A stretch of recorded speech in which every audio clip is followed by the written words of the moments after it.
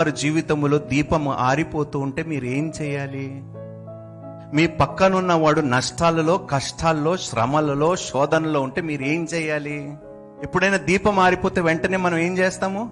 నీ పక్కనున్న వారి జీవితాల్లో ఉన్న దీపాలు ఆరిపోతున్నాయి, ఏదైనా చెయ్యండి అయ్యా, ఏదైనా చెయ్యండి.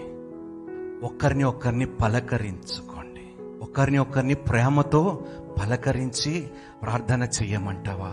నీ పక్కనున్న సహోదరుడు, నీ పక్కనున్న సహోదరి, నీ తల్లిని, ఆ పక్కనున్న తండ్రిని అడగరే? ఎందుకు అడగము? ఎందుకు వారి జీవితాల్లో, వారి కష్టాల్లో, వారి ఇబ్బందులు మనం పాల్గొనటానికి ఎందుకు ఇష్టపడటం లేదు? దేవుడు ఏమన్నాడండి? ప్రతి దినము మీ సిలువ అంటే ఏమిటి? శ్రమ, అవమానము, నిందలు, బాధలు, కష్టాలు మోసుకోండి అంటున్నాడు. అంతము దాకా సహించువాడు మాత్రమే రక్షింపబడును.